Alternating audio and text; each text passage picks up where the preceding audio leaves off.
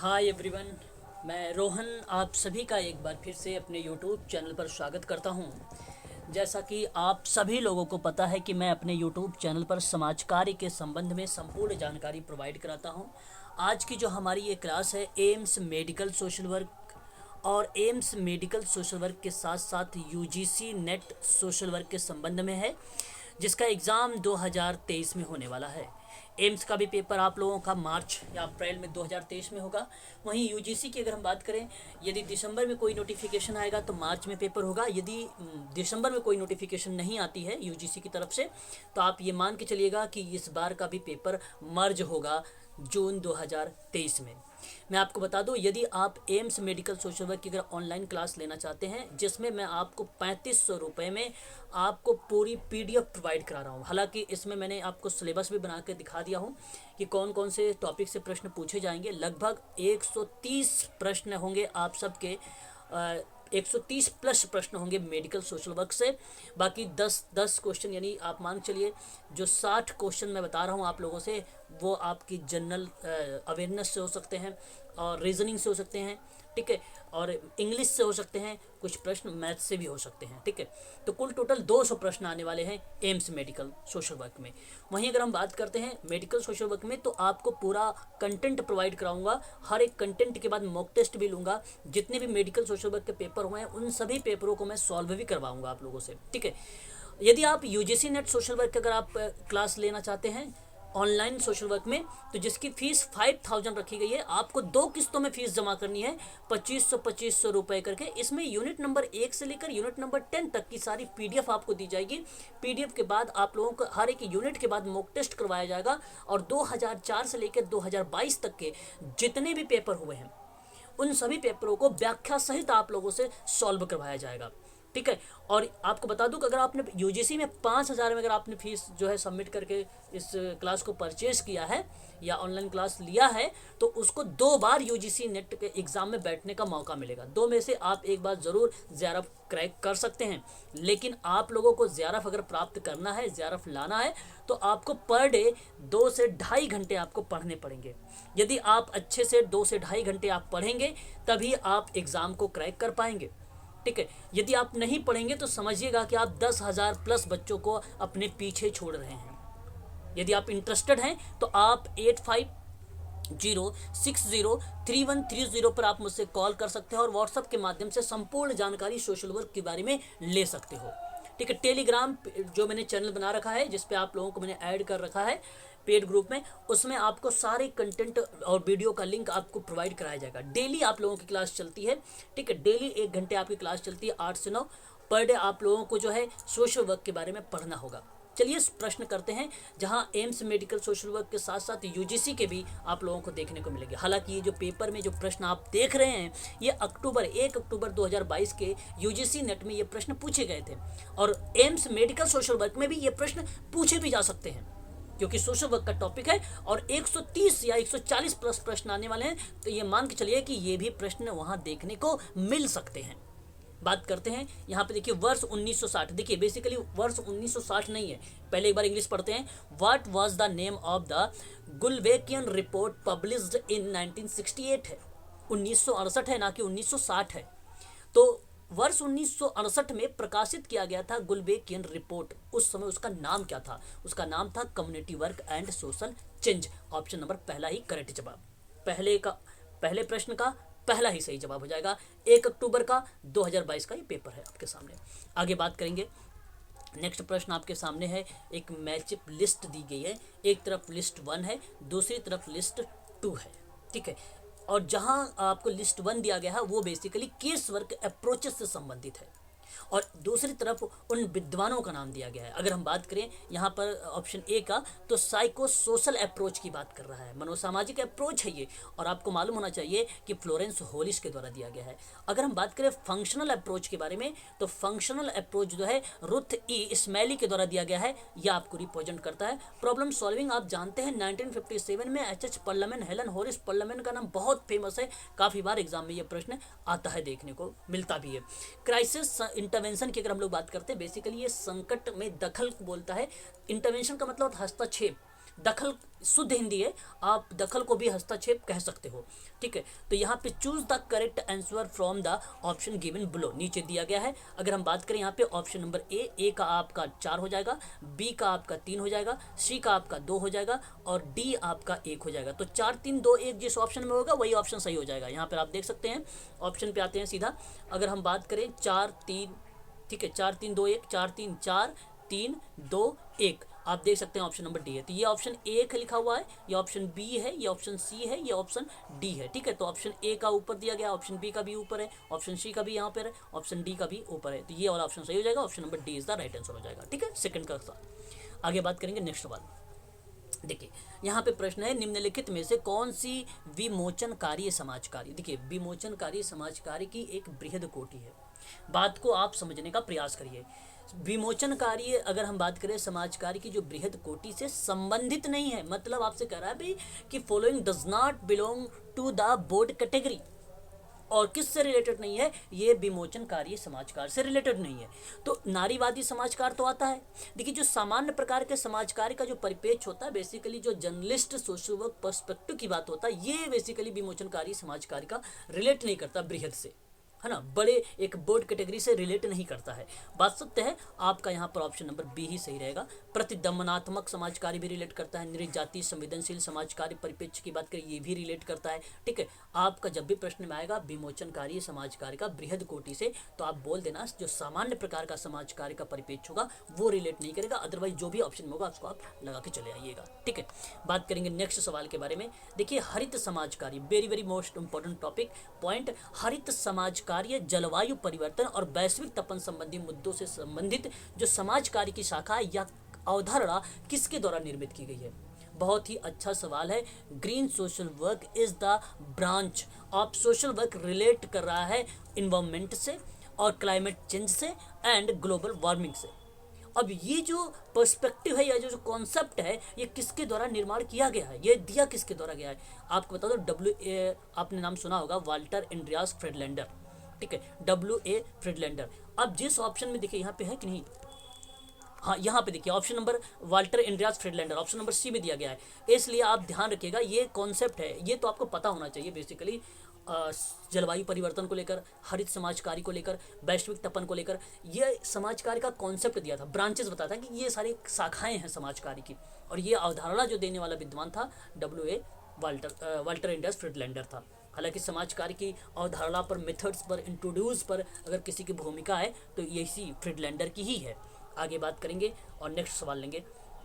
देखिए एक तरफ आपको रिस्पॉन्सिबिलिटी की बात कर रहा है ना, और एक तरफ आपसे एक्सेप्टेशन की बात, मतलब प्रत्याशा की बात कर रहा है ना। तो देखिए दोनों में बहुत बेसिक जानकारी आप यहाँ पे रखिएगा, क्योंकि मैं आप लोगों को क्लास में ये सारी चीज़ों से रूबरू करवाऊंगा, आप निश्चिंत रहिएगा। आने वाले टाइम में ये सारी चीज़ों पर मैं जिक्र करने वाला हूँ आप लोगों से, है ना। तो अगर हम बात करें यहाँ पे जो सूची 1 है जिम्मेदारी बेसिकली समाज कार्य की या समाज के द्वारा जो है अपेक्षित जो क्रियाएं होती है उसको बताता है। जो नैतिक दायित्व होता है समाज द्वारा जो प्रत्याशित होता है उसको बताता है, और जो कानूनी दायित्व होता है वो सरकार के द्वारा होता है, और जो आर्थिक दायित्व होता है वो समाज द्वारा एक आवश्यकता होती है। बात तो सही है भाई यहाँ पर। तो अगर मैं आपसे बात करूँ, जो पहला है वो दूसरा से मैच हो रहा है, जो बी है आपका वो रिप्रेजेंट कर रहा है पहले से, और जो सी है वो 4 से, और जो डी है आपका वो आपका रिप्रेजेंट करेगा 3 से। तो 2 1 4 3 2 1 4 3 2 1 4 3 2 1 4 3, ऑप्शन नंबर देखिए यहाँ पे सी दिया हुआ है, option number C is the right answer, correct हो जाएगा आपका। आगे बढ़ेंगे, नेक्स्ट सवाल देखेंगे। देखिए the end product of the process की बात हो रही है of socialization is reflected is in ones, मतलब यहाँ पे प्रतिबिंबित होना किसको, समाज कार्य की प्रक्रिया का जो अंतिम उत्पाद है यानी एंड प्रोडक्ट जो है उसके दौरान में सोशलाइजेशन किससे रिफ्लेक्टेड होता है या किससे प्रतिबिंब, तो संस्कृतिकरण से नहीं होगा, ना ही व्यक्तित्व से होगा, बेसिकली ये सोशल क्लास से होगा, सामाजिक वर्ग से होगा। इसलिए आपका ऑप्शन नंबर जो होगा वो सी वाला करेक्ट माना जाएगा। बहुत ही इंपॉर्टेंट सवाल है ये आप सबके लिए। मेडिकल सोशल वर्क की बात अगर मैं करूँ तो उसमें भी इंपॉर्टेंट सवाल है, और यूजीसी के लिए तो है ही इंपॉर्टेंट ये, है ना, याद रखेंगे। आगे बढ़ेंगे और नेक्स्ट सवाल देखेंगे। देखिए the right to clean air would fall under and generalization of human right. तृतीय ये थर्ड जनरेशन है, जो जनरेशन की बात होती है यहाँ पे बेसिकली बात की गई जनरेशन जो है पीढ़ी की, जनरेशन की। तो जो स्वच्छ वायु का अधिकार है ना वो तृतीय है, मैंने यहीं पर बता दिया था तृतीय। अब देखिए प्रथम पीढ़ी तो नहीं होगा, द्वितीय नहीं होगा, तृतीय होगा। पहला द्वितीय अगर आपको जानना है तो आपको समाज कार्य की जो क्लासेस होगी उसमें आपको बताया जाएगा सारी डिटेल जानकारी। बात करें समाज कार्य हस्तक्षेप में परिवर्तों केंद्रों के आधार पर इसका क्लासिफिकेशन हुआ है। ये बहुत ही इंपॉर्टेंट सवाल है आप सबके लिए समाज कार्य हस्तक्षेप में। अगर हम बात करें यहाँ पे आप देख सकते हैं अरेंज द फॉलोइंग, अरेंज करना है आपको। अब ये अरेंज जो होगा बेसिक ऑफ शिफ्टिंग फोकस के अकॉर्डिंग होगा, शिफ्टिंग फोकस के अकॉर्डिंग हुआ। सबसे पहले तो सोसाइटी एज बीनिंग पर रिप्रेजेंट होगा, जिसे अगर हम बात करें हितैषी के समाज कार्य के रूप में, नहीं हितैषी के समाज कार्य के रूप में नहीं कहें आप सबसे पहले व्यक्तिवाद विकृति की बात करें। आपको पहले आप ए को रख लीजिए, फिर उसके बाद आप हितैषी को रखिए, क्योंकि मैंने व्यक्तिगत को नहीं देखा, हितैषी इसके बाद जस्ट आ ही जाएगा। अच्छा अब आपको बता दूं यहाँ पे ग्रुप वर्क अगर होता तो ग्रुप वर्क भी पहले पा जाएगा। कम्युनिटी जो समाज कार्य की प्राथमिक प्रणालियाँ हैं उनमें से कोई भी पॉइंट आती है, अगर कोई भी विकृति को रिप्रेजेंट करेगा साइंस के पॉइंट या विज्ञान के पॉइंट ऑफ व्यू से, तो वो पहले ही रिप्रेजेंट होगा, है ना। तो आप यहाँ पे ध्यान रखिए पहले नंबर 2 पे, उसके बाद हितैषी की बात करेगा यानी सी का, फिर उसके बाद किसको एक संरचना बनाएगा, एक स्ट्रक्चर बनाएगा, और जब स्ट्रक्चर बनाएगा वो आपको डी रिप्रेजेंट करेगा, फिर उसके बाद सशक्तिकरण से मुक्त करा देगा। मतलब कॉन्सेप्ट समझने वाली है, बहुत इंपॉर्टेंट चीज़ें हैं ये। तो आप ध्यान रख सकते हैं कि पहले ए आएगा, फिर सी आएगा, फिर डी आएगा, फिर बी आएगा। तो ए सी डी बी जहाँ पे होगा उसको आप सही लगा दीजिए, वही आपका करेक्ट हो जाएगा। ए सी डी बी, ए सी यहाँ पर भी है, ए सी यहाँ पर भी है, ये तो नहीं होगा, और ए सी यहाँ पर भी है। तो ए सी, उसके बाद क्या था ऑप्शन में, मैंने बताया था डी बी। अब देखिए डी बी कहाँ पर है, तो डी बी ये तो नहीं होगा, डी बी ऑप्शन नंबर आप यहाँ पर देख सकते हैं सी वाला है, डी बी यहाँ पर भी नहीं है, तो यहाँ पर आपका करेक्ट हो जाएगा ये, ठीक। Option number C is the right answer हो जाएगा। मैंने आपको बताया ना अरेंज करना था, ये बेसिकली ये समाज कार्य हस्तक्षेप का है, जहाँ परिवर्तित केंद्रों के आधार पर क्लासिफिकेशन किया गया है। ये इस तरीके से समाज कार्य किए जाते हैं ना। तो ये बहुत ही ईजी सवाल था, केवल कॉन्सेप्ट पर आधारित था, है ना। ये सारी चीज़ें किस तरीके से होनी चाहिए। आगे बात करते हैं नेक्स्ट सवाल के बारे में। हमारे सामने अगला सवाल ये रहा, which of the following research design की बात हो रही है। किसकी? रिसर्च डिज़ाइन की बात हो रही है। इसको भी आप समझिए, जहाँ पर आपसे कह रहा है कि लार्जली एक प्रकार से गवर्नर्ड बाई कौन सी बेसिकली कह रहा है, अर्थ को रिप्रेजेंट करता है, ठीक है। अर्थ एक्सपेरिमेंटल रिसर्च को रिप्रेजेंट कर रहा है। तो आप देखिए जरा प्रश्न हिंदी में देखते हैं एक बार। कहता निम्नलिखित तो शोध प्रारूपों में से कौन सा प्रारूप जो है अर्ध प्रायोगिक अनुसंधान प्रारूप में किस श्रेणी में आ रहा है। तो आपको बता दूं ये बहुत इजी सवाल है, केवल कॉन्सेप्ट को आप समझने का प्रयास करिए आप सभी लोग। यहाँ पे आपको बता दूं सबसे पहले मूल्यांकन शोध होगा है, अर्ध प्रायोगिक अनुसंधान के जो प्रारूप की श्रेणी में आता है ना वो एक मूल्यांकन आएगा। फिर उसके बाद अगर हम बात करें एक हस्तक्षेप शोध आता है, और फिर उसके बाद बात करें तो एक विषय का प्रारूप आता है। बस निदानात्मक नहीं आता है अर्ध प्रायोगिक एक्सपेरिमेंटल श्रेणी में, और ना ही आपका सर्वेक्षण आता है, ठीक है। तो मैं आप लोगों से कहूंगा कि आप बी सी डी को देखिए ऑप्शन में और आंख बंद करके लगा दीजिए। देखिए कहाँ पर दिखा हुआ बी सी डी कहीं है किसी ऑप्शन में, बी सी डी देखिए आप यहाँ पर ऑप्शन नंबर डी को देखिए, डी वाले में दिया हुआ है। बस आसान है, सिंपल सवाल दिए थे, ठीक है। 2022 में आए थे 1 अक्टूबर को। यदि आप लोगों ने इसको अच्छे से किया होगा, पढ़ा होगा, समझा होगा तो आप आसानी से कर सकते हो। नेट जेआरएफ करने के लिए आपको ना पढ़ना पड़ेगा। जब आप सही तरीके से पढ़ेंगे, सारी चीज़ें याद रखेंगे, बार बार आपको नोट बनाएंगे, उसको बार बार देखेंगे, तभी वो चीज़ें आप आसानी से, चाहे वो मेडिकल सोशल वर्क की बात हो, चाहे वो यूजीसी नेट की बात हो, है कि नहीं। अब सोशल वर्क कहने का मतलब ये थोड़ी ना कि सोशल वर्क भाई फ्री में हो गया, सोशल वर्क तो बहुत ईजी है, ऐसे थोड़ी ना। सोशल वर्क कोई एक बार पेपर देख के देखे तो, है ना। बहुत लोग कहते हैं यूजीसी नेट का पेपर बहुत ही ईजी आता है, एक बार भाई अटेम्प्ट करके देख, तब पता चलेगा यूजीसी नेट का पेपर कैसा होता है कि नहीं। तो ये चीज़ें होती हैं। आगे बात करते हैं नेक्स्ट सवाल के बारे में। क्वेश्चन नंबर हमारे सामने नेक्स्ट है, आपको यहाँ पे दिया गिवन बिलो और द टू स्टेटमेंट, यानी आपके सामने 2 टाइप के स्टेटमेंट दिए गए हैं, यानी कथन दिए गए हैं। अभी कथन कौन कौन से नीचे दिए गए हैं आप देखिए, यहाँ पे लिखा हुआ कि विभिन्न देशों ने या विभिन्न देशों के जो शोधकर्ता हैं, उन शोधकर्ताओं ने यह साबित कर दिया था या कर दिया है कि क्षेत्रकार प्रशिक्षण केवल सिद्धांत और प्रयोग के एकीकरण में ही संभव है। देखिए बात तो ये एक हिसाब से अगर बात किया जाए, देखो एक प्रश्न है केवल, यहाँ पर मैंने आप लोगों से ये भी कहा है कि जब कभी भी केवल शब्द आता है तो वो बेसिकली 99% गलत होता है। बात सही है, लेकिन प्रश्न का पैटर्न पढ़ना पड़ेगा। क्या ये बात सही है कि विभिन्न देशों में, मतलब अलग अलग कंट्री है और उस कंट्री में बहुत सारे रिसर्चर हैं, और ये रिसर्चर यह साबित कर दिए हैं, ये रिसर्चर ने साबित कर दिया है कि जो क्षेत्र कार्य प्रशिक्षण है, जो आप फील्ड वर्क जनरल करते हो, जो ट्रेनिंग लेते हो, वह केवल सिद्धांत और प्रयोग एकीकरण से ही संभव होगा। बिल्कुल, जब आप रिसर्च करोगे तो वहाँ पे एक्सपेरिमेंट करके आप एक सिद्धांत बनाते हो, एक एकाकीकरण की तरफ संभव की जो जो प्रक्रिया होती, जो मतलब जो पॉसिबिलिटी नहीं यहाँ पे होती, वहाँ पे पॉसिबिलिटी वाली प्रक्रिया आप संचालित करते हो, तो जाहिर सी बात है ये सत्य बात है। यहाँ केवल का मतलब गलत नहीं होगा, यहाँ पर ये आपका सत्य होगा। केवल प्रश्न का पैटर्न समझना है, बात को समझिए। और ये रिसर्चर, ये अप्लाइड प्रश्न है और ऐसे प्रश्न गलत नहीं होते। याद रखिएगा प्रश्न का पैटर्न क्या कह रहा था। और बहुत बच्चे ने जो केवल हुआ सोचे होंगे ये गलत है। ये रिसर्चर ही तो करेगा, जब रिसर्च करता है तो जाहिर सी बात है प्रिंसिपल्स, थ्योरीज प्रयोग में लाता है। फिर कहता है सामाजिक कार्य जो उसका प्रयोग है वो सामान्य बुद्धि और प्रज्ञान पर आधारित होता है।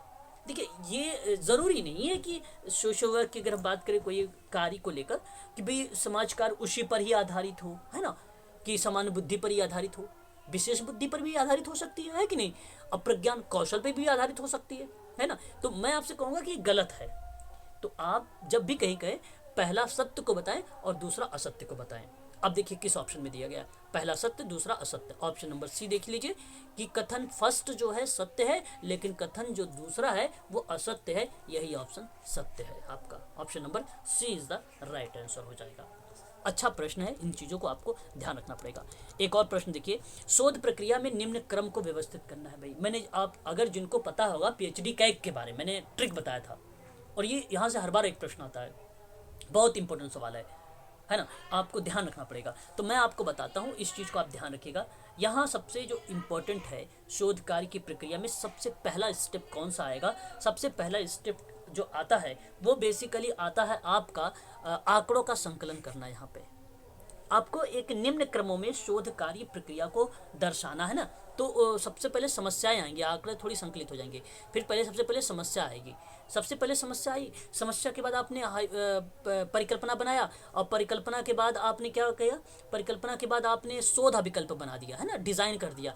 और फिर डिज़ाइन करने के बाद आपने क्या कर दिया, आंकड़े को संकलित और कर लिया। फिर संकलन करने के बाद विश्लेषण भी कर लिया। दोनों चीज़ें यहाँ एक ही लाइन में दे दिया है, ठीक है। हालांकि ऊपर नीचे देता तब भी आप सबसे पहले संकलन को लेते, ठीक है। तो फिर डी आ जाएगा। फिर उसके बाद अगर हम बात करें तो सामान्यीकरण यानी जनरलाइजेशन आ जाएगा। तो जिस ऑप्शन में BACDE दिया होगा वही ऑप्शन सही होगा। BA, देखिए मैं आपको यहाँ पे लिख देता हूँ दोबारा से, BACDE, ये ऑप्शन जहाँ पे होगा वही सही होगा। तो देखिए जरा कहाँ पे लिखा हुआ है, ठीक है। तो B तो नहीं है इसमें, और BACDE यही ऑप्शन है, ठीक है। ऑप्शन नंबर अगर हम बात करें यहाँ पर देखिए, बी वाला जो ऑप्शन है ये करेक्ट हो जाएगा, है ना। तो ये भी नहीं होगा, ये भी नहीं होगा। Option number B is the right answer, correct माना जाएगा इसका, ठीक है भाई। तो ध्यान देने वाली चीज़ है, ये बहुत इंपॉर्टेंट सवाल है। अच्छा देखिए यहाँ पे जो गिवन आंसर दिया गया है ना, ये बच्चे के द्वारा किया गया है, तो कभी कभी क्वेश्चंस गलत आ रहे हैं। जो मैं बता रहा हूँ आप लोगों को वो आपका ऑप्शन जो है सही मिलेगा, ठीक है ना।